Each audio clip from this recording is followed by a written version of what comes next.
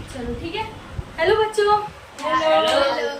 तो देखो बाबू, आज हम लोग साइंस का सेकंड चैप्टर पढ़ने जा रहे हैं जिसका नाम है सूक्ष्म जीव, मित्र एवं शत्रु, यानी कि micro organism, friend and enemy. ठीक है, तो सबसे पहले जो हमारे चैप्टर का टाइटल है वही समझ लेते हैं कि सूक्ष्म जीव क्या होता है। तो आप में से कोई बताएगा सूक्ष्म जीव किसे कहते हैं? बताओ। हमारी जो खाली आंखों से हम जिनको देख नहीं पाते और उनको माइक्रो ऑर्गेनिज्म। हाँ, जिनको हम खुली आंखों से भी नहीं देख सकते हैं, ऐसे जीव को हम क्या कहते हैं? माइक्रो ऑर्गेनिज्म कहते हैं, यानी सूक्ष्म जीव कहते हैं। ठीक है, तो चैप्टर का टाइटल समझ में आ गया। सूक्ष्म जीव क्या होता है? देखो बाबू, सूक्ष्म जीव को देखने के लिए हमें किसकी जरूरत होती है? मैग्नीफाइंग। देखो, सूक्ष्म जीव में भी सिर्फ एक जीव ऐसा है जिसको हम मैग्नीफाइंग ग्लास की सहायता से देख सकते हैं, वो है कवक, यानी कि फंगी। ठीक है, आप लोगों ने बरसात के मौसम में देखा होगा कि जो ब्रेड होता है या रोटी होता है, जब कई दिनों तक हम उसे ऐसे ही छोड़ देते हैं तो उस पर थोड़े थोड़े ब्राउनिश कलर या ग्रीनिश कलर के कवक लगने, यानी फंगी लगना शुरू हो जाते हैं। ठीक है, तो इन फंगी को अगर आपको देखना हो कि ये किस तरीके से, इनकी संरचनाएं किस तरीके से हैं, तो वहां पर आपको मैग्नीफाइंग ग्लास माइक्रोस्कोप की जरूरत नहीं होगी। फंगी को देखने के लिए आप मैग्नीफाइंग ग्लास का इस्तेमाल कर सकते हैं। ठीक है, अपने यहाँ किट में रखा होगा मैग्नीफाइंग ग्लास। अगर किसी के घर में रोटी में अगर लग जाए, कवक लग जाए या फंगी लग जाए, तो लेके आना, हम लोग यहाँ पर देखेंगे, मैग्नीफाइंग ग्लास में चेक करेंगे। ठीक है, तो उससे हमें उसकी संरचनाओं का पता चलेगा। थोड़े थोड़े काले काले रंग की जो कवक की संरचनाएं होती है वो हमें दिखाई देती हैं। ठीक है, चलो, तो सूक्ष्म जीव समझ में आ गया। क्या है सूक्ष्म जीव? ऐसे जीव जिन्हें हम खुली आंखों से नहीं देख सकते, उन्हें हम क्या कहते हैं? सूक्ष्म जीव कहते हैं। ठीक है, सूक्ष्म जीव को देखने के लिए हमें किसकी जरूरत होती है? माइक्रोस्कोप की जरूरत होती है। कुछ ही ऐसे माइक्रो ऑर्गेनिज्म में सूक्ष्म जीव है जिन्हें हम मैग्नीफाइंग ग्लास की सहायता से देख सकते हैं। उनमें हमने किसका नाम पढ़ा? कवक का, जो मोस्टली ब्रेड या रोटी के ऊपर लगे हुए होते हैं। ठीक है, चलो आगे देखो क्या पढ़ते हैं बाबू। आगे है जो माइक्रो ऑर्गेनिज्म है, इनको 4 वर्गों में बांटा गया है, यानी कि माइक्रो ऑर्गेनिज्म को कितने सेक्शन में डिवाइड किया गया है? 4 सेक्शन में। कौन कौन से? तो जीवाणु, कवक, प्रोटोजोआ और शैवाल। आपका फोकस है कि नहीं है? ध्यान देना, ठीक है। और जहाँ नहीं समझ में वहाँ पूछना कि दीदी इसको रिपीट कर दो। ठीक है, चलो इधर देखते हैं बाबू। जो सूक्ष्म जीव होते हैं, जो माइक्रो ऑर्गेनिज्म है, उनको कितने हिस्से में बांटा गया है? 4 हिस्से में। पहले हिंदी मीडियम वालों को बता देती हूँ, फिर इंग्लिश मीडियम वालों को। ठीक है, कौन कौन से? जीवाणु, कवक, प्रोटोजोआ और शैवाल। कौन कौन से? जीवाणु, कवक, प्रोटोजोआ, शैवाल। आप बोलो बाबू। बैक्टीरिया, फंगी, प्रोटोजोआ और एल्गी। ठीक है, कौन कौन से? बैक्टीरिया, फंगी, प्रोटोजोआ और एल्गी। ठीक है, तो इस तरीके से माइक्रो ऑर्गेनिज्म को 4 भागों में बांटा गया है। अब देखो बाबू, एक और माइक्रो ऑर्गेनिज्म है जिसे हम कहते हैं वायरस, और हिंदी में हम उसे कहते हैं विषाणु। क्या कहते हैं? विषाणु। ठीक है, अब यहाँ पे ध्यान से समझना बाबू कि जितने भी माइक्रो ऑर्गेनिज्म होते हैं, ये कहीं पर भी गुणन कर सकते हैं। गुणन का मतलब समझ रहे हो? अपनी फैमिली को ये कहीं पर भी बढ़ा सकते हैं। लेकिन विषाणु की एक खास बात है, वायरस की एक खास बात ये है कि वो गुणन कहाँ पे करेगा? परपोषी में गुणन करेगा। अब आपको याद है क्लास 7 में हम लोगों ने परपोषी शब्द पढ़ा था। परपोषी का मतलब क्या होता है? कि जो अपने भोजन के लिए दूसरों पर डिपेंड करते हो। ठीक है, जो अपने फूड के लिए दूसरे पर डिपेंड करते हो, उन्हें हम क्या कहते हैं? परपोषी। इंग्लिश में ऑटोट्रॉप्स, ऐसे समथिंग करके कुछ। हाँ, सोप्यूसी था आई थिंक, ऑटोट्रॉप्स और परपोषी का पता नहीं, आई डोंट नो। ठीक है, ऐसे समझ लो बाबू, जो अपने फूड के लिए दूसरे पर डिपेंड करते हैं उनको हम क्या कहते हैं? परपोषी। तो जो वायरस होता है, यानी कि जो विषाणु होता है, वो गुणन यानी कि मल्टीपल, यानी कि अपनी फैमिली को कहाँ पर बढ़ा पाते हैं? परपोषी के अंदर। परपोषी कौन होगा? जो अपने भोजन के लिए दूसरे पर डिपेंड करेगा, जैसे कि बैक्टीरिया, जैसे कि जीव जंतु, जैसे कि मनुष्य। यानी कि वायरस हमारे शरीर के अंदर घुसकर ही खुद को मल्टीपल कर सकता है। जैसे कि बैक्टीरिया अगर इस कपड़े पे या कहीं पर भी लग जाएगा तो भी वो क्या हो सकता है? मल्टीपल हो सकता है। ब्रेड के ऊपर बैठेगा तो भी मल्टीपल हो सकता है। लेकिन वायरस किसी भी निर्जीव चीज पर बैठकर खुद को मल्टीपल नहीं कर सकता है, गुणन नहीं कर सकता है। आई बात समझ में? यानी कि वायरस को फैलने के लिए किसी न किसी लिविंग बींग्स की जरूरत होगी, किसी न किसी सजीव की जरूरत होगी, चाहे वो पेड़ पौधे हो, जीव जंतु हो या खुद मनुष्य हो। आया समझ में? तो माइक्रो ऑर्गेनिज्म यानी सूक्ष्म जीव को कितने हिस्सों में बांटा गया? 4। कौन कौन से? जीवाणु, कवक, प्रोटोजोआ, शैवाल। एक और है, वो कौन सा है? विषाणु। ठीक है, आप बाबू बैक्टीरिया, फंगी, प्रोटोजोआ, एल्गी, और अगला क्या है? वायरस। वायरस कहाँ पर गुणन करेंगे, कहाँ पर मल्टीपल होंगे? लिविंग बींग्स में। इतना याद कर लो, बहुत है। जो जीवित होते हैं वायरस वहीं पर खुद को गुणन कर सकते हैं, यानी वहीं पर मल्टीपल हो सकते हैं। ठीक है, चलो आगे देखो बाबू। अब वायरस से कई बीमारियां भी होती हैं, जैसे कि जुकाम, खांसी, फ्लू। ठीक है, तो चलो एक बार रिपीट करो सब लोग। वायरस से कौन कौन सी बीमारी होती है? जुकाम, खांसी, फ्लू। ये तीनों चीजें एक ही चीज से जुड़ी हुई है। जुकाम हुआ, ठीक है, खांसी हुई, फ्लू हुआ, यानी फीवर के साथ जब सारी चीजें हो जाती है तो वो फ्लू हो जाता है। ये तीनों चीजें किसकी वजह से होती है? वायरस की वजह से होती है। ठीक है, तो अब देखो बाबू, अभी तक आप लोग तबीयत खराब होता था, क्या होता था, कैसे होता था, आप लोगों को एग्जैक्ट उसके पीछे का साइंस नहीं पता होता था कि हमारी बॉडी के अंदर बैक्टीरिया घुसा है या वायरस घुसा है। इस चैप्टर से अब आप अवेयर हो जाओगे। चैप्टर पढ़ने का मतलब ये नहीं है कि बस जीवाणु, विषाणु, प्रोटोजोआ, शैवाल ऐसे ऐसे करो, नहीं। वो नॉलेज आपको आनी चाहिए। जब आपको कभी खांसी, जुकाम या फ्लू हो तो आपको पता होना चाहिए कि हमारी बॉडी में कौन इंसर्ट किया, कौन किया है? वायरस। बताओ मेरे बॉडी के अंदर कौन गया है? वायरस गया है। कौन गया है? वायरस। आ रही बात समझ में? हाँ, तो ऐसे सारी चीजों को अवेयर भी करते रहना, समझते रहना, अवेयर करते रहना, और आगे के लिए उस चीज को याद रखना। ठीक है, प्रैक्टिकल याद रखना, ये नहीं कि बस पढ़ लिया और खत्म हो गई बात। ठीक है, तो जो नॉर्मल बीमारियां होती हैं वो कौन कौन सी होती है? जुकाम, खांसी और फ्लू। कुछ बहुत बड़ी बीमारियां भी होती है, जैसे कि पोलियो और खसरा। क्या क्या होता है? पोलियो और खसरा। पोलियो आप लोगों ने देखा है ना, इंसान की बॉडी का हाथ पैर में कोई ना कोई पार्ट जो होता है वो क्या हो जाता है? पैरालाइज हो जाता है, यानी वो पतला हो जाता है वो पार्ट, और वो अच्छे से काम नहीं करता है। ऐसे समझ रहे हो ना? जैसे ये वाला हाथ हेल्दी रहेगा तो ये वाला पतला हो जाएगा, पैर में ये वाला पैर हेल्दी रहेगा तो ये वाला पैर ऐसे पतले टाइप का हो जाता है, उसका ग्रोथ अच्छे से नहीं हो पाता है। पोलियो के पेशेंट को आप लोग देखे हो कि नहीं देखे हो? हाँ हाँ, कई लोगों को देखा होगा आपने बाबू, ऐसे डंडा लिए रहते हैं, वो ये पैर झूलता रहता है थोड़ा सा, है ना? देखे हो कि नहीं देखे हो किसी? ऐसे कई लोगों को आते जाते या कहीं ना कहीं आप लोग अपने आसपास में ऐसे लोगों को देखे ही होंगे, है ना? तो ये जो पोलियो जो होता है या खसरा जो होता है, ये किसकी वजह से होता है? वायरस की वजह से होता है। ठीक है, पोलियो और खसरा किसकी वजह से होता है? वायरस की वजह से। ठीक है, चलो आगे देखो। अब प्रोटोजोआ जो माइक्रो ऑर्गेनिज्म है, इनसे दो बीमारियां होती हैं, एक अतिसार और मलेरिया। कौन कौन से? अतिसार और मलेरिया। ठीक है, तो प्रोटोजोआ से कौन कौन सी बीमारी होती है बाबू? अतिसार और मलेरिया। कौन कौन सी बीमारी? अतिसार और मलेरिया। इसके पहले वायरस से दो बड़ी बीमारियां, पोलियो और खसरा। पोलियो और खसरा। और प्रोटोजोआ से दो बीमारियां, मलेरिया और अतिसार। मलेरिया और अतिसार। और वायरस से कौन कौन सी बीमारी होती है जो नॉर्मल है? खांसी, जुकाम, फ्लू। खांसी, जुकाम, फ्लू। और दो बड़ी बीमारियां, पोलियो और खसरा। और प्रोटोजोआ से दो बीमारियां, अतिसार और मलेरिया। ठीक है, याद हो गया इतना? चलो आगे देखो। अब देखो बाबू, जीवाणु से कौन कौन सी बीमारियां फैलती है वो देखते हैं। जीवाणु से आपको क्या क्या होता है? टाइफाइड होता है और टीबी होता है। क्या क्या होता है? टाइफाइड और टीबी। ठीक है, अब आप लोगों ने देखा होगा बाबू कि टाइफाइड भी अक्सर सुन ही लेते हो कि इनको टाइफाइड हो गया है। और खांसी की वजह से जो लंग्स होते हैं, हमारे जो फेफड़े होते हैं, इनमें बैक्टीरिया क्या हो जाते हैं? जम जाते हैं और मल्टीपल ग्रोथ करके पूरे फेफड़े को हमारे क्या करने लगते हैं? खराब करने लगते हैं, जिसको हम कौन सी बीमारी कहते हैं? टीबी की बीमारी कहते हैं। ठीक है, तो जो टीबी होता है वो किसके मतलब कौन सा माइक्रो ऑर्गेनिज्म है जो हमारी बॉडी में घुसता है और हमें मतलब बीमार कर देता है? वायरस है, बैक्टीरिया है, प्रोटोजोआ है, फंगी है, एल्गी है, क्या है? नहीं, बैक्टीरिया है, जीवाणु। ठीक है, तो टीबी और टाइफाइड किससे फैलता है? जीवाणु से, यानी कि बैक्टीरिया से। किससे फैलता है? बैक्टीरिया से। खांसी, जुकाम और फ्लू वायरस से। खांसी, जुकाम और फ्लू वायरस से। पोलियो और खसरा वायरस से। प्रोटोजोआ और मलेरिया, सॉरी, अतिसार और मलेरिया प्रोटोजोआ से। अतिसार और मलेरिया प्रोटोजोआ से।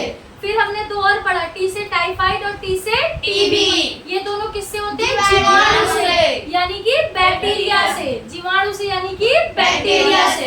ठीक है, चलो अतिसार और मलेरिया किससे फैलता है? नहीं, अतिसार और मलेरिया, हाँ अतिसार और मलेरिया प्रोटोजोआ। टीबी और टाइफाइड जीवाणु से। टीबी और टाइफाइड जीवाणु। यानी कि बैक्टीरिया से। ठीक है, चलो आगे पढ़ते हैं। देखो बाबू एक बार सब लोग पिक्चर ऑब्जर्व कर लो। बुक ही नहीं है किसी के पास, बड़ी दिक्कत है भाई, बिना किताब के कैसे चलेगा सब। चलो कोई बात नहीं, सुनते रहो। अभी छुट्टी होगी तो बुक लेके आप लोग पिक्चर उक्चर ऑब्जर्व कर लेना। ठीक है, कि वायरस कैसे दिखता है, बैक्टीरिया कैसे दिखता है। ठीक है, चलो आगे देखो बाबू। अगला हमारे चैप्टर का टाइटल क्या है? सूक्ष्म जीव कहाँ रहते हैं। जब हम लोग सूक्ष्म जीव के बारे में इतना पढ़ रहे हैं तो हमें पता तो होना चाहिए कि सूक्ष्म जीव रहते कहाँ हैं।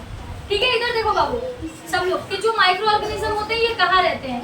तो देखो बाबू माइक्रो ऑर्गेनिज्म दो तरीके से पाए जाते हैं। ठीक है, माइक्रो ऑर्गेनिज्म जो होते हैं वो दो तरीके से होता है। एक सिंगल सेल में पाए जाते हैं और एक मल्टीपल सेल में पाए जाते हैं। यानी कि एक कोशिकीय और बहुकोशिकीय। कोशिका का मतलब समझ लो, जैसे कि हमारी बॉडी में जो सेल्स हैं, जो कोशिका हैं, ये लाखों करोड़ों हैं। ठीक है, वैसे ही जो सूक्ष्म जीव होते हैं, कई सूक्ष्म जीव ऐसे हैं, कई माइक्रो ऑर्गेनिज्म है जो सिंगल सेल होते हैं और कई है जो मल्टीपल सेल होते हैं। ठीक है, सिंगल सेल में कौन कौन होता है? तो सिंगल सेल में जीवाणु, शैवाल और प्रोटोजोआ। सिंगल सेल में कौन कौन है? शैवाल और प्रोटोजोआ। हाँ, जीवाणु, शैवाल और प्रोटोजोआ। प्रोटोजोआ। ठीक है, और मल्टीपल सेल में कौन कौन है? तो विषाणु। अब इधर देखो बाबू, शैवाल में भी ना कुछ शैवाल ऐसे हैं जो सिंगल सेल होते हैं। सारे शैवाल सिंगल सेल नहीं होते, यानी कि सारे शैवाल एक कोशिकीय नहीं होते। कुछ शैवाल एक कोशिकीय होते हैं। शैवाल यानी एल्गी, शैवाल यानी एल्गी। तो सिंगल सेल एक कोशिकीय सूक्ष्म जीव कौन कौन होते हैं? जीवाणु, शैवाल और प्रोटोजोआ। ठीक है, और मल्टीपल सेल में कौन कौन से माइक्रो ऑर्गेनिज्म होते हैं? विषाणु। इसमें भी कुछ शैवाल, पहले तो कुछ शैवाल को डाल देते हैं। कुछ शैवाल मिलकर क्या बन गए? पूरे शैवाल। समझो, शैवाल में भी कुछ शैवाल मल्टीपल सेल्स में पाए जाते हैं और शैवाल में भी कुछ शैवाल सिंगल सेल में पाए जाते हैं। यानी कि एक कोशिकीय में कुछ हो गए और कुछ बहुकोशिकीय में हो गए। ठीक है, कुछ शैवाल के बाद क्या है? विषाणु और कवक। क्या है? कवक। कवक जानते हो ना कौन है?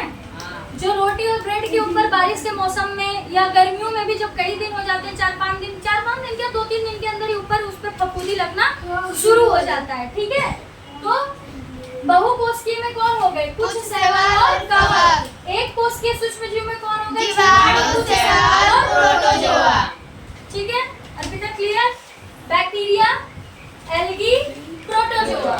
ठीक है, इसमें कुछ एल्गी और कवक। कवक यानी फंगी। कवक यानी फंगी। और शैवाल का एल्गी। ठीक है, और जीवाणु का बैक्टीरिया।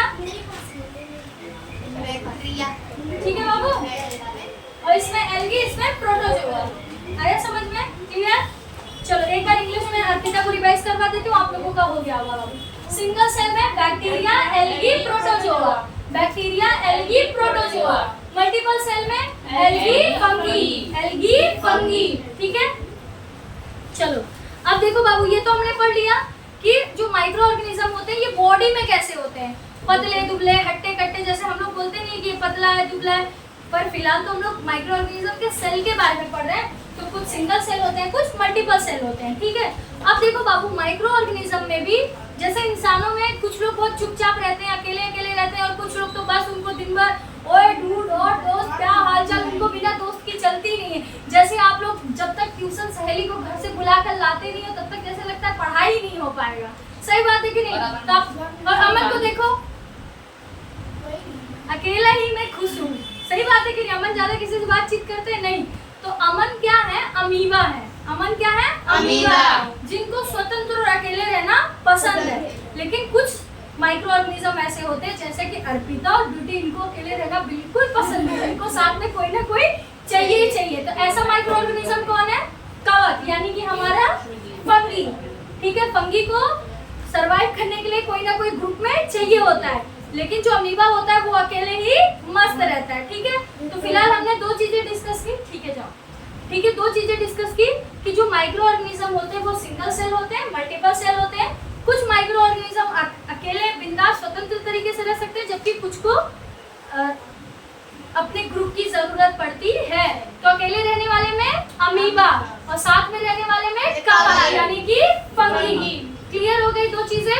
एक हम लोगों ने सिंगल सेल मल्टीपल सेल के बारे में पढ़ा और इनके रहने के लाइफस्टाइल के बारे में पढ़ा कि कैसे रहते हैं। अब अगला देखते हैं कि ये सरवाइव कहाँ कर पाते हैं, यानी कि कहाँ पर ये जिंदा रह सकते हैं। तो देखो बाबू, माइक्रो ऑर्गेनिज्म के पास इतनी ताकत होती है कि इसको दलदल में फेंक दो, दलदल का मतलब समझ लो ना, वो कीचड़ीली मिट्टी जो होती है वहां पर भी मस्त एकदम नीचे चला जाएगा तो भी क्या बात है, गीला गीला पानी, गीली गीली मिट्टी, आहा कितना अच्छा लग रहा है। दलदल में भी सरवाइव कर लेगा। उसको रेगिस्तान के रेत में भेज दो, इतनी गर्मी होती है कि इंसान वहाँ जल जाता है, वहां पर भी वो क्या है, मस्त मजे से लेटा हुआ है, आहा कोई दिक्कत नहीं, एकदम अच्छे से। ठीक है, रेगिस्तान में भी सरवाइव कर ले रहा है। उसको एकदम ठंडी जगह पे भेज दो जहाँ पे एकदम ठंडा मौसम है, वहां पर भी वो क्या कर रहा है, एकदम चिल है एकदम, उसको वहाँ पे कोई टेंशन नहीं है। यानी माइक्रो ऑर्गेनिज्म दलदल में भी सरवाइव कर सकता है, गर्मी वाली जगह पे भी सरवाइव कर सकता है, ठंडी वाली जगह पे भी सरवाइव कर सकता है। माइक्रो ऑर्गेनिज्म सब जगह सरवाइव कर सकता है। ठीक है, चलो आगे देखो। अगला टॉपिक क्या है बाबू? सूक्ष्म जीव और हम, यानी कि अब हम और माइक्रो ऑर्गेनिज्म के रिश्ते के बारे में पढ़ेंगे कि हमारा उसका रिश्ता कैसा है। जैसे ब्यूटी और अर्पिता का रिश्ता कैसे है, दोस्ती वाला, वैसे ही माइक्रो ऑर्गेनिज्म और हमारा रिश्ता कैसा है। तो जो चैप्टर के टाइटल में भी हमने समझ लिया था कि वो हमारा मित्र भी और हमारा शत्रु भी है। लड़ाई हो जाएगा तो हम तुमसे बात नहीं करेंगे, करते हो कि नहीं करते? आप लोग लड़ाई भी कर लेते हो। अब वो बात अलग है भाई कि जो माइक्रो ऑर्गेनिज्म होता है, जो सूक्ष्म जीव होता है, वो कुछ ज्यादा ही नुकसान पहुंचा देता है हमें। ठीक है, चलो तो हमारे और उनके बीच के रिश्ते के बारे में पढ़ते हैं। देखो बाबू, जो माइक्रो ऑर्गेनिज्म होते हैं, जो सूक्ष्म जीव होते हैं, वो दोनों तरीके से हमारे लिए काम करते हैं। वो मित्र भी है हमारे और दुश्मन भी है हमारे, शत्रु भी है हमारे। तो सबसे पहले वो दोस्त किस तरीके से वो समझ लेते हैं। ठीक है, देखो बाबू, माइक्रो ऑर्गेनिज्म का यूज यानी कि सूक्ष्म जीव का इस्तेमाल हम लोग किस किस चीज के लिए करते हैं? केक बनाने के लिए करते हैं, दही बनाने के लिए करते हैं, वेरी गुड, सही बात है, दही बनाने के लिए करते हैं। एल्कोहल, बियर जो होता नहीं, ये सब लोग उसमें भी क्या करते हैं, बिना माइक्रो ऑर्गेनिज्म के अल्कोहल नहीं बन सकता है। ठीक है, तो ये सारी चीजों में माइक्रो ऑर्गेनिज्म हमारी क्या करते हैं, हेल्प करते हैं। हाँ पूछो, कोई दिक्कत नहीं बाबू, बिना क्वेश्चन के कैसे चलेगा क्लास? पूछो क्या हुआ? अरे भूल गया, गजनी बन गया, दिमाग में कुछ याद नहीं आ रहा है क्या पूछना था मुझे। ठीक है, तो केक बनाने, दही बनाने और ब्रेड बनाने में सूक्ष्म जीव का उपयोग किया जाता है, यानी माइक्रो ऑर्गेनिज्म का इस्तेमाल किया जाता है। अब देखो बाबू, जैसा मैंने आपको बताया, बहुत प्राचीन समय से ही अल्कोहल बनाने में माइक्रो ऑर्गेनिज्म का यूज किया जाता है, यानी सूक्ष्म जीव का इस्तेमाल किया जाता है। ठीक है, अब देखो बाबू, माइक्रो ऑर्गेनिज्म एक हमारी और एक तरीके से और हमारी हेल्प करते हैं। कैसे? हमारे इन्वायरमेंट में, यानी कि हमारे वातावरण में कुछ जीव जंतु मर जाते हैं, हम लोग सब्जी का छिलका, फलों का छिलका फेंक देते हैं, तो उनको सड़ाने, गलाने का और पूरी तरीके से कंपोस्ट करने का काम कौन करता है? वो भी माइक्रो ऑर्गेनिज्म करते हैं। जैसे मान लो कोई चूहा मर गया हो, ठीक है, पेटू बात नहीं करो, बात नहीं, ज्यादा बातें नहीं। ठीक है, चूहा मर गया तो आप लोगों ने देखा होगा कि चूहा की डेड बॉडी को कोई आता है जो हॉस्पिटल लेके जाता हो या उसको कोई जलाने ले जाता हो, कोई ऐसे कुछ किया जाता है उसके लिए? नहीं। पर आप कुछ दिन बाद देखते होंगे कि वो चूहा अपने आप धीरे धीरे गायब हो जाता है, खत्म हो जाता है। कैसे खत्म होता है? तो उस मरे हुए चूहे के ऊपर चींटी, बहुत सारे माइक्रो ऑर्गेनिज्म दिखाई नहीं देते, उसके ऊपर क्या हो जाते हैं, चिपक जाते हैं और धीरे धीरे उसको पूरी तरीके से छोटे छोटे टुकड़ों में, पीसेस में बांट के पूरी तरीके से उसको मिट्टी में मिला देते हैं। इस वजह से आसपास तो दिखता है, स्मेल आने लगती है, तो लोग उठा के कूड़ेदान में, जो कचरा पेटी होता है वहाँ पर तो ले जाके फेंक भी देते हैं। बाकी सोचो जो जंगल वंगल में रहता है उनकी डेड बॉडी जाती कहाँ होगी? सीधी सी बात है। तो उसको आधे चील कौवा खा जाते हैं, आधे जो छोटे छोटे माइक्रो ऑर्गेनिज्म होते हैं वो सब क्या होते हैं, मिल के सब पूरा पार्टी वार्टी करते हैं, तुम भी आओ, सब उसको क्या करते हैं, उसकी डेड बॉडी को खा पी के पूरी तरीके से साफ करके फिर से उसी मिट्टी में मिला देते हैं। ठीक है, इस तरीके से हमारे इन्वायरमेंट को क्लीन करने का भी काम कौन करता है? माइक्रो ऑर्गेनिज्म यानी कि सूक्ष्म जीव। एक तरीके से हमारा क्या है, सफाई करता है, लेके जुट जाता है, कहीं पे भी गंदगी दिखी उसको साफ करने लगता है। सही बात है ना, तो हमारे इन्वायरमेंट को क्लीन ही तो रख रहा है माइक्रो ऑर्गेनिज्म। तो इस तरीके से वो हमारा दोस्त हुआ। चलो अब आगे देखते हैं बाबू, आगे क्या है, दही एवं ब्रेड का बनना। क्लास 7 में याद है हम लोगों ने पढ़ा था कि दही में एक बैक्टीरिया पाया जाता है, एक जीवाणु पाया जाता है। कोई किसी को याद है उस बैक्टीरिया का नाम क्या है? गजनी सबके सब, किसी को याद नहीं है। इसीलिए कहते हैं बाबू एक बार के पढ़ने से कुछ नहीं होगा, बार बार चैप्टर को क्या करो, रिवाइज करो।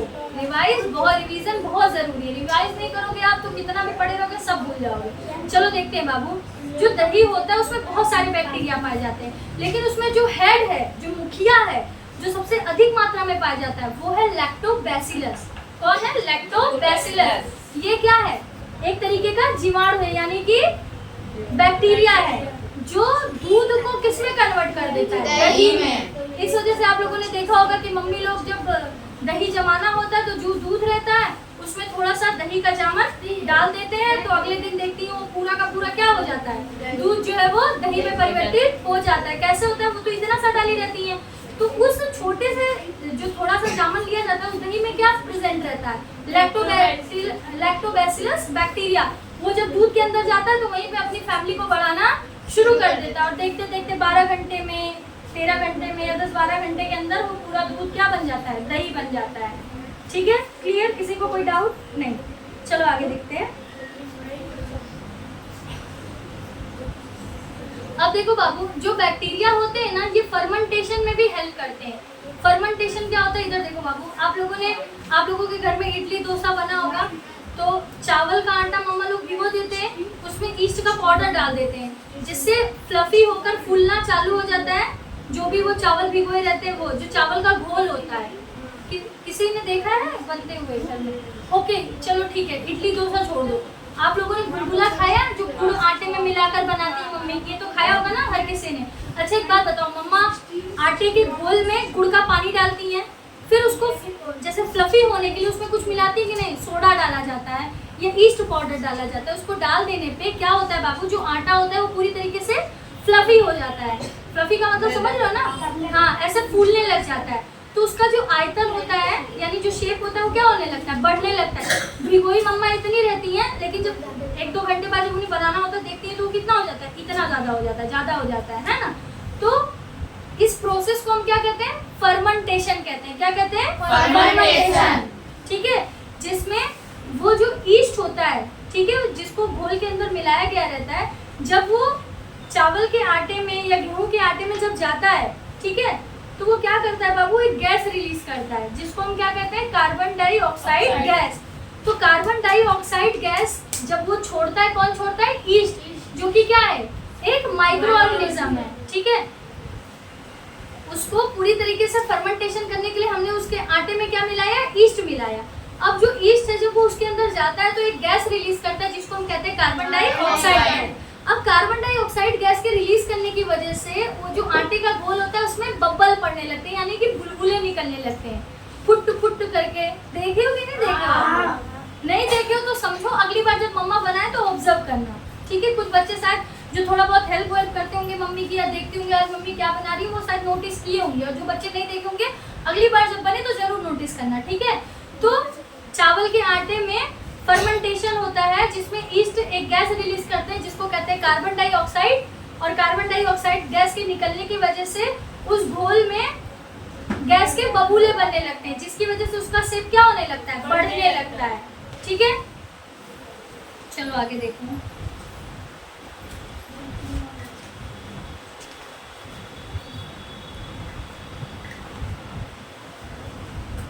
एक्चुअली जो मैंने अभी बोला ना बाबू की कार्बन डाइऑक्साइड गैस रिलीज करते हैं, वो ब्रीथ लेते हैं, यानी कि सांस लेते हैं, और सांस छोड़ते वक्त कौन सी गैस निकालते हैं? Carbon dioxide gas.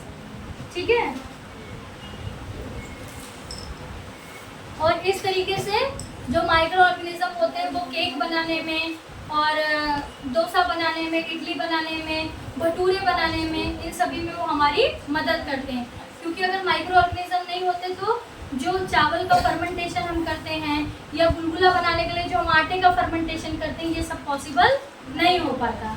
ठीक है, आपने इडली देखा है ना कितना फूल जाता है, तो क्या सिर्फ चावल के आटे को भिगो दें और इडली की मशीन में उसका पेस्ट डाल दें तो इडली फूल जाएगी? नहीं, उसका फर्मेंटेशन होना जरूरी है। तो देखा होगा आपने, जब इडली को आप ऐसे फोड़ते हो तो उसमें छोटे छोटे छेद टाइप का होता है, तो वो छेद कहाँ से आया? क्योंकि वो जब ईस्ट हम उसके अंदर मिलाते हैं तो ईस्ट श्वसन क्रिया के द्वारा, यानी रेस्पिरेटरी जब उनमें होता है, श्वसन क्रिया होती है, यानी जब वो सांस लेते हैं तो उसके द्वारा एक गैस रिलीज करते हैं जिसको हम कहते हैं कार्बन डाइऑक्साइड, जिसकी वजह से उसमें क्या पड़ जाते हैं? बुलबुले पड़ जाते हैं, और जिसकी वजह से उनका शेप बढ़ता है। क्लियर हो गया? समझ में आ गया अच्छे से? तो अब ये तो आप लोगों को समझ में आ गया ना कि इडली इतना फ्लफी क्यों होता है, डोसा का पेस्ट इतना सा भिगो जाता है, इतना ज्यादा क्यों हो जाता है, जो बुलबुला मम्मी बनाती वो क्यों इतना ज्यादा बन जाता है। आई बात समझ में? ठीक है, चलो आगे देखते हैं बाबू। अगला है सूक्ष्म जीवों का वाणिज्यिक उपयोग, यानी कि सूक्ष्म जो माइक्रो ऑर्गेनिज्म होते हैं वो हमारे काम धंधे में कैसे हमारी मदद करते हैं। बाबू बंद कर दो। चना फूलता है बाबू, चना के फूलने का कारण अलग होता है, वो पानी को ऑब्जर्व करता है जिसकी वजह से वो बढ़ता है, उसमें फर्मेंटेशन नहीं होता है चने के फूलने में। सही बात है ना, उसको पानी में डालते हैं, उसमें यीस्ट पाउडर थोड़ी ना मिलाते हैं। पूरी तेल में फूलता है बाबू, वहाँ पे प्रेशर का रूल लगेगा, वहाँ पे ये नहीं लगेगा कि फर्मेंटेशन का मतलब समझ रहे हो ना, जो पानी में फूलता है, पानी में काम हो रहा है। हाँ, अब यही बाकी रह गया है, साइंस भी फेल है इन लोगों के लॉजिक के आगे कि पानी में पूरी फूल रहा है। क्या बात। चलो इधर देखो बाबू, अगला टॉपिक है सूक्ष्म जीवों का वाणिज्यिक उपयोग।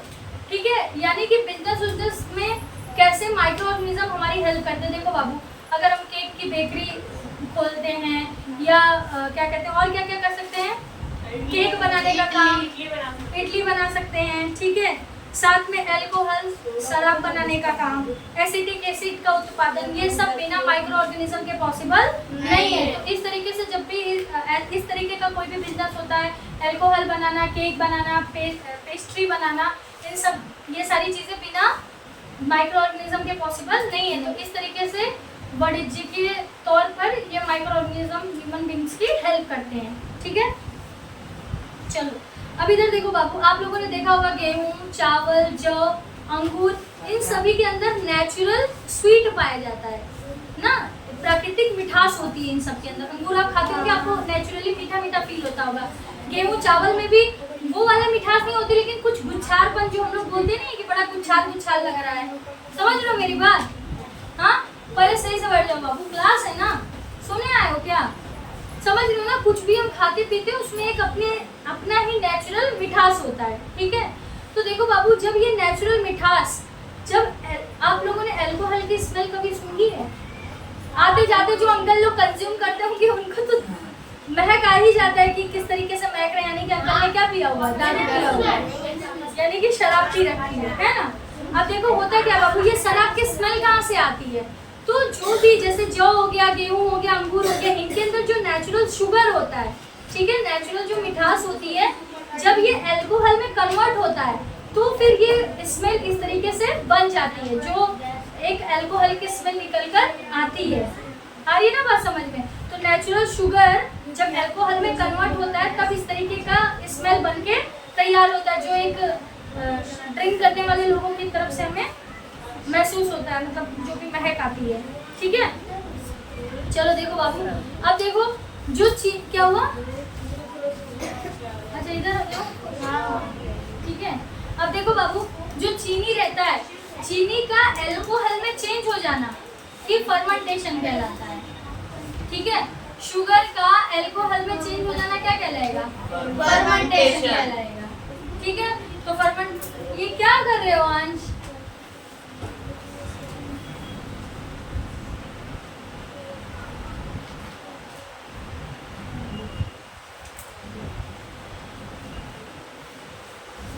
ठीक है, तो देखो बाबू, इसके हम लोगों ने पहले पढ़ा कि जो बैक्टीरिया होते हैं,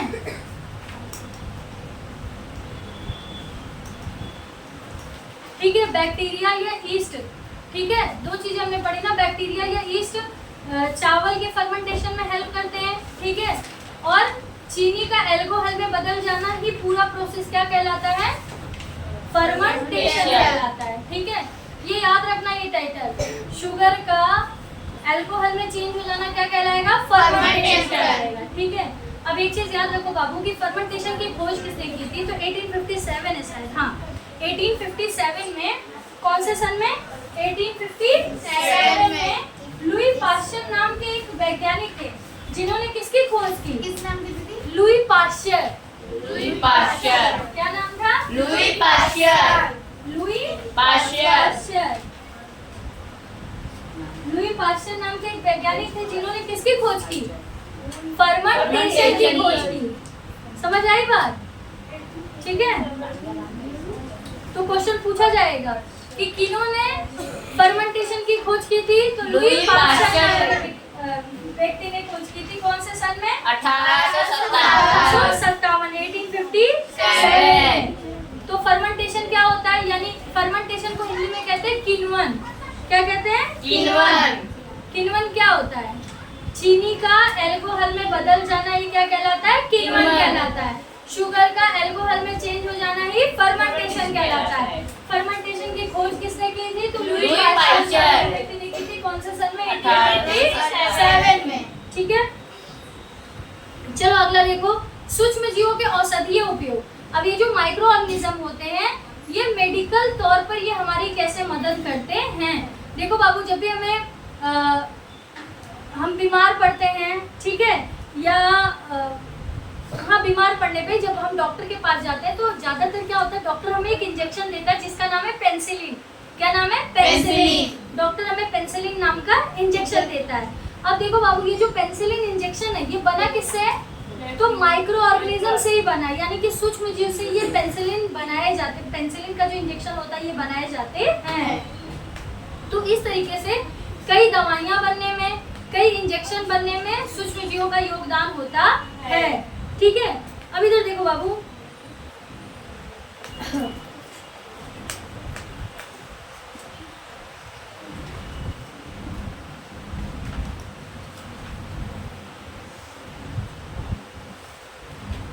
अब देखो बाबू, जो सूक्ष्म जीवों से जो दवाइयां बनाई जाती है उसको हम कहते हैं एंटीबायोटिक। क्या कहते हैं? एंटीबायोटिक।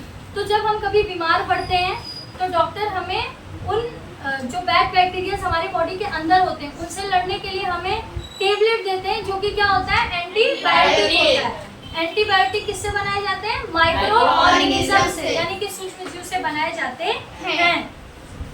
ठीक है, और कौन कौन से सूक्ष्म जीव? तो कवक यानी कि फंगी और बैक्टीरिया। ठीक है, एंटीबायोटिक किससे बनाए जाते हैं? बैक्टीरिया और फंगी से, यानी कि जीवाणु और कवक से। अब चलो एंटीबायोटिक, 2-3 एंटीबायोटिक के नाम याद कर लेते हैं कि कौन कौन सी एंटीबायोटिक की दवा होती है, जो कि ऑलरेडी आपकी बुक में मेंशन है। कौन कौन सी? तो देखो बाबू, इसमें हो जाएगा आपका स्ट्रेप्टोमाइसिन। बोलो सब लोग साथ साथ में लर्न करते जाओ। Streptomycin, tetracycline, erythromycin, streptomycin, tetracycline, erythromycin, streptomycin, tetracycline, erythromycin, streptomycin, tetracycline, erythromycin, streptomycin, tetracycline, erythromycin, streptomycin, tetracycline, erythromycin. कौन कौन से हैं? स्ट्रेप्टोमाइसिन, टेट्रासाइक्लिन, एरिथ्रोमाइसिन,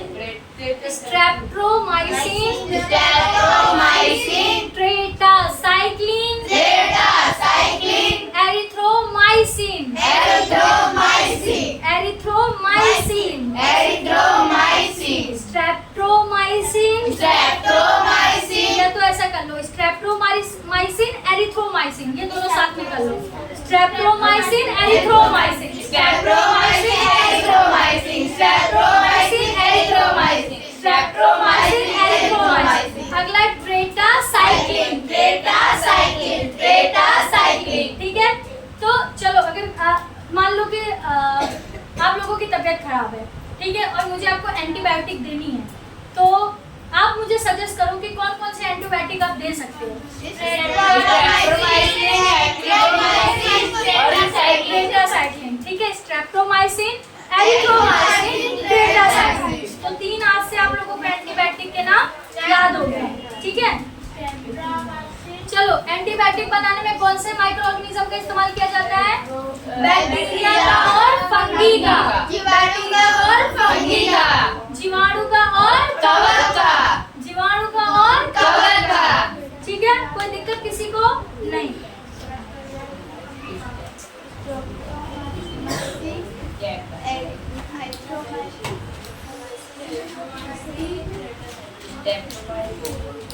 ठीक है, तो जब हम कभी बीमार पड़ते हैं तो या तो हमें पेनिसिलिन का इंजेक्शन मिलता है या डॉक्टर हमें एंटीबायोटिक देते हैं जो हमारे अंदर के बैड बैक्टीरियाज को नष्ट कर देते हैं या उन्हें रोक देते हैं। तो और 2-3 एंटीबायोटिक के नाम याद करवा दिए, कौन कौन से? स्ट्रेप्टोमाइसिन, ठीक है, जो हमारे अंदर बीमारियों को रोकते हैं। ठीक है, चलो आगे एक चीज बताते हैं बाबू। आगे 1929 की बात है जब अलेक्जेंडर फ्लेमिंग नाम के एक वैज्ञानिक थे, मत करो, ठीक है, कौन सा सन था? 1929। कौन थे? Alexander Fleming. क्या नाम था? Alexander Fleming. एक वैज्ञानिक थे। ये क्या कर रहे थे बाबू? एक तस्करी के अंदर एक प्रयोग कर रहे थे, ठीक है, जिसमें ये जीवाणुओं को यानी जो बैक्टीरिया थे उनकी ग्रोथ को रोकने का काम कर रहे थे, क्योंकि बैक्टीरिया की वजह से कई बीमारियां होती हैं। तो बैक्टीरिया को रोकने के लिए वो क्या कर रहे थे? एक्सपेरिमेंट कर रहे थे, जिसके दौरान उन्होंने देखा कि एक हरे कलर का फफूद होता है ना, हरे कलर का फफूद, ठीक है, तो वो उस पर क्या हो जाता है? चिपक जाता है। चिपकने के बाद वो बैक्टीरिया की ग्रोथ को क्या करने लगता है? खत्म करने लगता है। तो इससे उन्होंने ये बताया कि ऐसी बीमारियां जो बैक्टीरिया की वजह से होता है, अगर हम फफूद से कुछ ऐसा बना दें तो ये बैक्टीरिया को क्या कर देगा? मार देगा। आ रही ना बात समझ में? इस वजह से उन्होंने फफूद के बीजाणु का इस्तेमाल करके, ये जो हम लोगों ने भी पढ़ा ना कि पेनिसिलिन नाम का इंजेक्शन देते हैं डॉक्टर जब हम बीमार होते हैं, तो उसी पेनिसिलिन को उन्होंने बनाया। किसके इस्तेमाल से? फफूद के बीजाणु के इस्तेमाल से। ठीक है, इधर देखो, पेनिसिलिन जो है वो किससे बना है? फफूद के बीजाणु से। किससे? फफूद के बीजाणु से। ठीक है, कौन एक्सपेरिमेंट कर रहा था? Alexander Fleming. कौन कर रहा था? Alexander Fleming. कौन सा सन में? 1929 में। आया समझ में? आप लोग प्लीज क्लास को बोरिंग मत बनाओ, सही से बैठो, नहीं तो अभी हम डंडा लेके पीटना चालू करेंगे। सोने आए हो क्या? 8th क्लास में पहुंच गए, लेवल समझ में आ रहा है? नींद आ रही है इनको? कल से खा पी के मुंह हाथ धो के अच्छे से बैठना। सोने आए हैं? अभी पूछेंगे बेटा, जब क्वेश्चन आंसर चलेगा तब कैसे जवाब दोगे, जब कुछ याद ही नहीं रहेगा तो? याद है किसने 1929 में पेनिसिलिन बनाया था? अलेक्जेंडर फ्लेमिंग ने। किसने? Alexander Fleming. किसके द्वारा बनाया था? किसकी मदद से बनाया था? हाँ, किसकी मदद से? फफूद के बीजाणु की मदद से। फफूद बोलोगे तो भी चलेगा। फफूद भी तो एक माइक्रो ऑर्गेनिज्म है, उसकी वजह से भी तो बीमारी होती होगी, तो उसकी वो। हाँ देखो बाबू, होता क्या है, आप लोगों ने ये बात सुनी है कि जहर को ही काटता है। तो बैक्टीरिया भी एक माइक्रो ऑर्गेनिज्म है, लेकिन बैक्टीरिया को रोकने के लिए फफूद को हम बॉडी के अंदर जाते हैं, जिससे उस जीवाणु को वो क्या कर दे? खत्म कर दे। ठीक है, अब आप ये सोच रहे तो वो फफूद इंसान को नुकसान नहीं पहुंचाएगा, यही चीज ना? ये मैंने क्यों नहीं सोचा? अच्छा ठीक है, अभी हम बताते हैं ये चीज। ठीक है, एक्चुअली क्या होगा ना बाबू कि उस फफूद से उन्होंने पेनिसिलिन बनाई होगी, यानी कि जो इंजेक्शन होता है वो बनाया होगा, तो उसके अंदर वो एंटीडोज उन्होंने डाला होगा ना, फफूद की हेल्प से तो उन्होंने बनाया होगा, लेकिन जो बनाया होगा वो इंसान के लिए नुकसानदायक नहीं होगा। पर जो डिटेल प्रोसेस है वो हम अभी बता देंगे आप लोगों को। ठीक है, ये याद रखना, क्वेश्चन मार्क रखना कि दीदी फफूद भी तो एक माइक्रो ऑर्गेनिज्म है, और फफूद कोई बहुत अच्छा माइक्रो ऑर्गेनिज्म नहीं जो ह्यूमन बींग्स के लिए बहुत अच्छा हो। तो जब वो उसका एंटीडोज बना, तो जब वो बॉडी के अंदर जाता होगा तो क्या वो ह्यूमन बींग्स को नुकसान नहीं पहुंचाता होगा? सही बात है, अच्छा क्वेश्चन है, रखना, अभी बताते हैं, अभी चेक करके थोड़ा डिटेल में जाके। ठीक है, अब देखो बाबू, ये जो एंटीबायोटिक होते हैं ये जानवरों के आहार में, कुत्तों के खाने में, इन सब में भी आप लोग देखे होंगे जो क्या कहते हैं मिल्क प्रोडक्शन का काम करते हैं, यानी कि दूध बड़ी मात्रा में बेचते हैं या कुत्ते उत्ते पालते हैं, तो उनकी फूड में ये बराबर मात्रा में खाने के साथ ये एंटीबायोटिक मिला दिया जाता है। क्यों मिला दिया जाता है? क्योंकि जो जानवर होते हैं इधर उधर का कुछ भी खा लेते हैं तो उनकी बॉडी में इन्फेक्शन ना हो, तो टाइम टू टाइम पर इनको एंटीबायोटिक प्रोवाइड कर दिया जाता है।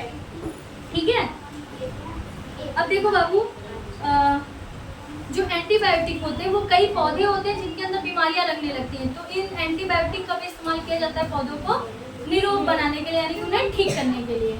ठीक है, तो एंटीबायोटिक समझ में आ गया कि सूक्ष्म जीवों का औषधीय उपयोग, कि जो माइक्रो ऑर्गेनिज्म होते हैं, जो सूक्ष्म जीव होते हैं, वो मेडिकल के तौर पर हमारे लाइफ में कैसे काम करते हैं। सबसे पहले हमने पढ़ा कि अलेक्जेंडर फ्लेमिंग नाम के जो वैज्ञानिक थे, इन्होंने फफूंद से एक पेनिसिलिन नाम का इंजेक्शन बनाया। जब हम बीमार पड़ते हैं तो हमें मिलता है, और जब हम बीमार पड़ते हैं तो हमें क्या चाहिए होता है? एंटीबायोटिक चाहिए होता है। एंटीबायोटिक में हम लोगों ने 3 एंटीबायोटिक के नाम पढ़े, कौन कौन से? स्ट्रेप्टोमाइसिन, एरिथ्रोमाइसिन और ट्रीटासाइक्लिन। ठीक है, ये क्या करते हैं? हमारे अंदर के जो बैड बैक्टीरिया होते हैं उनको मारते हैं। ठीक है, चलो अगला देखो बाबू, वैक्सीन के बारे में पढ़ते हैं। अगला टाइटल क्या है हमारा? वैक्सीन। पर वैक्सीन से पहले आपकी बुक में कोड दिया गया, वो मैं समझा देती हूँ। देखो बाबू, एंटीबायोटिक बिना डॉक्टर के प्रिस्क्रिप्शन के हमें नहीं लेना चाहिए, बिना डॉक्टर की सलाह के हम एंटीबायोटिक नहीं लेना चाहिए। ऐसा मत सोच लेना कि मैं बीमार हूँ तो चलो एंटीबायोटिक ले लेता हूँ। ठीक है, अच्छा एक बात बताओ, मैंने आप लोगों को शुरुआत में बताया था कि एंटीबायोटिक बनता किससे? नहीं, एंटीबायोटिक पेनिसिलिन नाम का इंजेक्शन बना था फफूंद से, क्लियर? लेकिन एंटीबायोटिक किससे बना था? बैक्टीरिया से और फंगी से। याद है, रिकॉल हुआ? एंटीबायोटिक किससे बना था? बैक्टीरिया और कवक फंगी से, से। यानी कि बैक्टीरिया और फंगी से, जीवाणु और कवक से। ठीक है, अब यहाँ पे ध्यान से समझना बाबू, बिना डॉक्टर के प्रिस्क्रिप्शन के हमें एंटीबायोटिक नहीं लेना चाहिए। क्यों नहीं लेना चाहिए? इससे होता क्या है बाबू, हमारे अंदर कुछ अच्छे सूक्ष्म जीव भी हमेशा ही रहते हैं। ठीक है, तो अगर बिना डॉक्टर के प्रिस्क्रिप्शन के हम एंटीबायोटिक ले लेते हैं तो जो अच्छे बैक्टीरिया हमारी बॉडी के अंदर है, जो हमें प्रोटेक्ट करते हैं, वो क्या हो जाएंगे? मारे जाएंगे। और अगली बार जब आप बीमार पड़ोगे तो ये जो एंटीबायोटिक जो आपको असर करता है, आपको ठीक करता है, ये जल्दी काम नहीं करेगा। ठीक है, क्योंकि आपने पहले ही वो डोज ले लिया जब आपको उसकी जरूरत नहीं थी, और जो गुड बैक्टीरिया थे वो भी क्या हो गए? उस वजह से मारे गए। तो बिना डॉक्टर के प्रिस्क्रिप्शन के आपको एंटीबायोटिक नहीं लेना चाहिए। ठीक है, और देखो एक बात बताओ, अगर मुझे सर्दी हुआ, मुझे खांसी हुई या मुझे जुकाम हुआ, तो क्या डॉक्टर मुझे एंटीबायोटिक प्रिस्क्रिप्शन करेंगे? सोच के बताओ। हाँ हाँ, क्योंकि वो करेंगे बैक्टीरिया से नहीं। देखो बाबू, सर्दी जुकाम हमें किसकी वजह से होता है? वायरस की वजह से होता है। ठीक है, एंटीबायोटिक बैक्टीरिया को कंट्रोल करने के लिए बनाया गया है। समझ में आया? एंटीबायोटिक किसको कंट्रोल करता है? बैक्टीरिया को। और सर्दी जुकाम किससे होता है? वायरस से होता है। ठीक है, एंटीबायोटिक बना भी बैक्टीरिया से है और कवक से, फंगी से बना है, और ये किसको कंट्रोल करता है? बैक्टीरिया को कंट्रोल करता है। और जबकि सर्दी जुकाम और फ्लू किससे होता है? वायरस से होता है। तो जब भी हमें सर्दी जुकाम होगा, खांसी आएगी, तो हमें डॉक्टर एंटीबायोटिक नहीं देंगे। हमें बुखार होगा, वायरल फीवर हो जाएगा, तो डॉक्टर हमें एंटीबायोटिक देंगे। हाँ जाओ, खुशी जाओ। कोई और क्वेश्चन? ठीक है, अब देखो बाबू, याद है ना जो क्या कहते हैं अलेक्जेंडर फ्लेमिंग थे, वो भी जीवाणु के ग्रोथ को रोकने के लिए टेस्ट कर रहे थे, जिसमें उन्होंने फफूंद की वजह से ये पाया कि ये जीवाणुओं की ग्रोथ को क्या कर रहा है? रोक रहा है। ठीक है, तो जिसकी वजह से उन्होंने पेनिसिलिन नाम का इंजेक्शन बना दिया। क्लियर? तो फफूंद से बना पेनिसिलिन नाम का इंजेक्शन, लेकिन एंटीबायोटिक बनता है बैक्टीरिया और फंगी से, यानी कि जीवाणु और कवक से। और जीवाणु और जो एंटीबायोटिक होते हैं वो किसके काम आते हैं? मतलब किनको रोकने के लिए? तो बैक्टीरिया को रोकने के लिए। बैक्टीरिया को रोकता है, जहर को काटता है। ठीक है,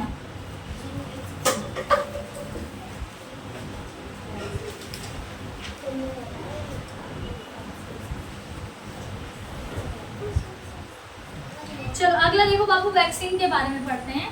ठीक है, देखो आप सभी को बचपन से कई वैक्सीन लगे होंगे, पता है सबको। अच्छा, आप लोगों को मैं एक क्वेश्चन देती हूँ। अच्छा, आपने कभी सोचा है कि हमें वैक्सीन तो लगता है और सब कोई कहता है, पेरेंट्स भी कहते हैं, डॉक्टर भी कहते हैं कि अगर इस चीज़ का अगर टीका लग जाएगा, वैक्सीन लग जाएगी तो अब हमें ये बीमारी अब नहीं होगी। जैसे कोविड में हम लोगों ने कोरोना का वैक्सीन लगवाया तो लोग कहते थे वैक्सीन लगवा दो तो अब आपको कोविड नहीं होगा। या और भी कई बीमारियां, पोलियो हो गया, खसरा हो गया, इन सब का जो टीका लगता है, अगर हम टीका लगवा ले, आरोही डोंट टॉक, बहुत ज़्यादा आवाज़ आ रही है। ठीक है, अगर हम टीका लगवा लेते हैं तो क्या हमें वो बीमारी नहीं हो सकती? तो ऐसा क्या होता है कि जब हम टीका लगवाते हैं, टीका क्या होता है कि इंजेक्शन ही तो लगता है ना बॉडी के अंदर, तो जब इंजेक्शन लगा दिया जाता है तो हमारे बॉडी के अंदर वो कहीं जाकर बैठ जाता है क्या कि जब भी पोलियो का कोई भी वायरस, बैक्टीरिया हमारे बॉडी, पोलियो का क्या था, बैक्टीरिया था ना, पोलियो का वायरस था, सॉरी, पोलियो का वायरस हमारी बॉडी के अंदर इंजेक्ट किया जाए, मतलब इंसर्ट होगा तो वो क्या करेगा, उसको मार देगा। कभी आपने सोचा है कि सही बात है जो हम लोग टीका लगवाते, वैक्सीन लगवाते हैं, हमारी बॉडी में जाता कहाँ है?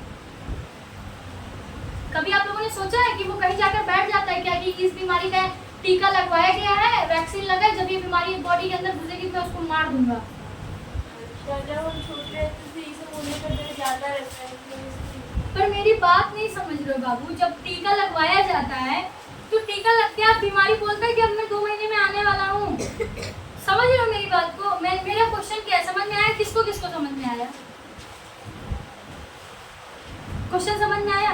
मैं ये बोल रही हूँ बाबू कि टीका लगवा देने के बाद लोग कहते हैं कि अब ये बीमारी तुमको कभी भी नहीं होगा। तो जो इंजेक्शन हमारी बॉडी के अंदर जाता है वो कहीं बैठ जाता है क्या कि अभी बीमारी नहीं होने देगा? जैसे हमें बुखार हुआ तो हम दवा खाएं तो वो दवा जाती है तो हमें ठीक करती है। इंजेक्शन मतलब जो टीका होता है, जो वैक्सीन होता है, कब का लगवाया गया रहता है? बचपन का, लेकिन जिंदगी भर के लिए आप फ्री हो गए, अब आपको बीमारी नहीं हो सकती। पोलियो अब आपको नहीं हो सकता, आप में से किसी को पोलियो नहीं हो सकता, नहीं होगा क्योंकि टीका लग गया ना, वैक्सीन लग गया। क्यों होगा? देखो कोविड को मत बीच में लेके आओ, क्योंकि कोविड एक ऐसी महामारी थी, एक ऐसा डिजास्टर था जिस पे डॉक्टर एक्सपेरिमेंट कर ही रहे थे। कुछ जो ठीक ठाक सक्सेस हो पाया उसको लोगों के अंदर लगवा दिया गया। तो लोग कहते हैं एक बार जिसको कोविड का वैक्सीन लगा उसको भी दोबारा कोविड हो गया। लेकिन जो पूरी तरीके से प्रमाणित हो चुके हैं, जो पूरी तरीके से सक्सेसफुल हो चुके हैं, क्या वो बीमारी फिर से इंसान को हो रही है? जैसे पोलियो का जो आप लोगों ने ड्रॉप पिया हुआ है। अब एक चीज ध्यान से समझना बाबू, वैक्सीन और टीका, जो हम लोग पोलियो की जो ड्रॉप पिए है ना, वो भी एक तरीके का वैक्सीन ही है। वैक्सीन हर बार इंजेक्शन के थ्रू से ही नहीं दिया जाता है। अगर आप कोई ड्रॉप भी ले रहे हो, दवा के तौर पर भी अगर आप पी रहे हो, जो जिंदगी भर के लिए आपकी बॉडी में अगर इकट्ठा रह सकता है, तो भी क्या कहलाएगा? वैक्सीन या टीका ही कहलाएगा। आ रही मेरी बात समझ में? आई बात समझ में अमान? नहीं समझ में आई? किसको किसको नहीं समझ में आया? आपको नहीं आया ना? इधर देखो बाबू, बचपन में हमें टीका लगवाया गया। देखो टीका, अभी वैक्सीन का मतलब हम लोग क्या समझते थे? जो इंजेक्शन के थ्रू से हमारी बॉडी के अंदर कुछ भी डाल दिया जाता है दवा के तौर पर, ठीक है। लेकिन जो हम लोग पोलियो की जो ड्रॉप पीते हैं वो भी, उसको भी टीका ही कहा जाता है, उसको भी क्या कहा जाता है? वैक्सीन कहा जाता है। ये पता है कि नहीं? लेकिन वो इंजेक्शन के थ्रू हमारी बॉडी में नहीं डाला जाता है। पोलियो की हम लोग क्या पीते हैं? ड्रॉप पीते हैं। अब मेरा क्वेश्चन ये है कि अगर बचपन में ही हमें उस चीज़ का इंजेक्शन लगा दिया जाता है तो वो इंजेक्शन कहीं हमारी बॉडी में जाके उसकी दवाइयाँ बैठ जाती हैं जो फ्यूचर भर उस बीमारी को कभी भी होने नहीं देंगी। अब आई मेरी बात समझ में? हाँ, किसी ने सोचा ऐसा? पाचन तंत्र के द्वारा वो बोल रहा है निकल जाता होगा। देखो बाबू होता क्या है, हम बताते हैं। जो वैक्सीन होता है ना, वैक्सीन होता है ट्रेनर। क्या होता है वैक्सीन? ट्रेनर। ट्रेनर को बॉडी के अंदर डाला गया, फिर हमारे बॉडी के अंदर एक प्रतिरक्षा प्रणाली होती है, यानी कि एंटीबॉडी सिस्टम होता है, ठीक है। एंटीबॉडी सिस्टम को समझ लो सेनापति। ये कौन था? ट्रेनर था। बॉडी के अंदर हम लोगों ने इंजेक्शन के या ड्रॉप के थ्रू से बॉडी के अंदर डाल दिया। अब हमारे शरीर के अंदर क्या है? प्रतिरक्षी प्रणाली। हिंदी में उसको क्या कहते हैं? प्रतिरक्षी प्रणाली। और इंग्लिश में कहते हैं एंटीबॉडी सिस्टम। अब एंटीबॉडी सिस्टम हमारा क्या है? सेनापति है। ये जो ट्रेनर जो शरीर के अंदर जाता है, हमारे एंटीबॉडीज को क्या कर देता है? सिखा पढ़ा देता है, ट्रेन कर देता है कि देखो अगर पोलियो का कोई भी वायरस अगर बॉडी के अंदर घुसेगा तो तुमको क्या करना है, अपने सेना लोगों को भेज देना है और उसके वायरस पे क्या हो जाना है, चिपक जाना है और उसको पूरी तरीके से खत्म कर देना है, उसको बढ़ने नहीं देना है। आ रही है बात समझ में? इंजेक्शन क्या था, ट्रेनर। वैक्सीन क्या था, ट्रेनर। बॉडी के अंदर क्या है, प्रतिरक्षी प्रणाली यानी कि एंटीबॉडी सिस्टम, वो क्या है, हमारा सेनापति है। ट्रेनर अंदर गया, सेनापति को क्या किया, ट्रेंड किया कि अगर पोलियो का वायरस शरीर के अंदर जाएगा तो तुमको क्या कर देना है, अपने सेना लोगों को भेज देना है। तो क्या एंटीबॉडी सिस्टम के पास कोई सेना है? हाँ है। उस सेना को हम कहते हैं प्रतिरक्षी, उसको हम कहते हैं एंटीबॉडीज। जो सिस्टम था वो एंटीबॉडी सिस्टम और उसके जो सेना थे वो एंटीबॉडीज थे। अब एंटीबॉडी सिस्टम जैसे ही समझो कि किसी की बॉडी के अंदर पोलियो का वायरस अंदर गया, अब वैक्सीन बचपन में ही लगा दी गई। क्लियर, कॉन्सेप्ट क्लियर हो रहा है? वैक्सीन बचपन में लगा दी गई और कुछ दिनों बाद पोलियो को वायरस, कहीं वो बच्चा खेल रहा है, कूद रहा है, कितना मजा आ रहा है बारिश में, या कर रहा है, ठीक है। अब पोलियो का वायरस क्या हो गया, घुस गया शरीर के अंदर। अब इंजेक्शन तो बचपन में लगा दिया गया था, तो जो हमारा एंटीबायोटिक सिस्टम है वो क्या कर देता है, अलर्ट। फिर उसके अंदर कौन बैठा हुआ है, एंटीबॉडीज यानी कि प्रतिरक्षी, और प्रतिरक्षी को क्या कर देता है, भेज देता है। और जो वायरस रहता है उस पर प्रतिरक्षी जाके क्या हो जाते हैं, चिपक जाते हैं और उसके वायरस को पूरी तरीके से खत्म कर देते हैं। ये हमेशा ऐसे ही होता है। जितने भी एंटीबायोटिक्स हैं वो सभी क्या है, आपके ट्रेनर हैं। वो जाते हैं आपके प्रतिरक्षी प्रणाली को ट्रेनिंग देकर खत्म हो जाते हैं। महीने भर के अंदर वो चीज पूरी तरीके से क्या हो जाती है, खत्म हो जाती है। लेकिन कभी भी जिसका आपको टीका लगाया गया उसके बैक्टीरिया या उसके वायरस आपके बॉडी के अंदर घुसते हैं तो वो जो ट्रेनर रहता है वो सेना लोगों को भेजकर उस वायरस को क्या कर देता है, मार देता है। अब आया समझ में? यानी कि जो टीका में लगाया जाता है हमारे शरीर में कहीं बैठा नहीं रहता है, वो सिर्फ ट्रेनिंग देके खत्म हो जाता है। आई बात समझ में? ठीक है, क्लियर सबको? चलो आगे देखो बाबू। ऐसे ही हमारा शरीर ना पहचानता है कि बीमारी ज्यादा है या कम है, तो उस हिसाब से वो सेना लोगों को भेजता है। यानी हमारी जो प्रतिरक्षी प्रणाली है उसी हिसाब से प्रतिरक्षा को क्या करती है, प्रोड्यूस करती है। तो प्रतिरक्षा हमारा क्या है, एंटीबॉडीज क्या हमारी सेना है, उनको भेज के वो जो जर्म्स और बैक्टीरिया रहते हैं उनको पूरी तरीके से खत्म करवा देती है। क्लियर? कोई डाउट अभी नहीं? चलो अगला देखो बाबू। अब देखो बाबू, एडवर्ड जेनर ने चेचक के लिए 1798 में चेचक के टीके की खोज की। एडवर्ड जेनर, कौन? एडवर्ड जेनर ने किसके टीके की खोज की? चेचक। चेचक मतलब समझते हो ना, जो बड़ी माता जी, छोटी माता जी आप लोग बोलते हो, जो टीकों को फिलहाल हुआ है ना, उसके टीके की खोज कब हुई थी? 1798 में। किसने की थी? एडवर्ड जेनर ने। किसने की थी? एडवर्ड जेनर ने। कौन से सन में की थी? 1798 में। ठीक है दीदी बंद कर दो, उठा लो। ठीक है, अब देखो बाबू, बचपन से आप लोगों को कौन कौन से टीके लगे, आप लोग अपने मम्मी पापा से पूछना और जानने की कोशिश करना कि कौन कौन से टीके आपको लगवाए गए हैं। एक चीज और बता देते हैं आप लोगों को बाबू, पूरे विश्व लेवल पे बहुत सारे मिशन चलाए गए हैं चेचक फ्री करने के लिए। यानी कि पूरे कंट्री को, कंट्री नहीं, पूरे वर्ल्ड को चेचक फ्री कर दिया जाए, यानी कि किसी को भी चेचक ना हो। ऐसे बहुत सारे मिशन चलाए गए। हाँ, आज के टाइम पे ऐसे कई कंट्री हैं जो चेचक फ्री हो चुके हैं, जहाँ पर आज चेचक नहीं होता है। क्या भारत चेचक फ्री हो पाया है? नहीं, यहाँ पर आज भी लोगों को चेचक होते हैं, पर पूरी कोशिश की जा रही है कि इसको मतलब पूरी दुनिया को चेचक फ्री कर दिया जाए।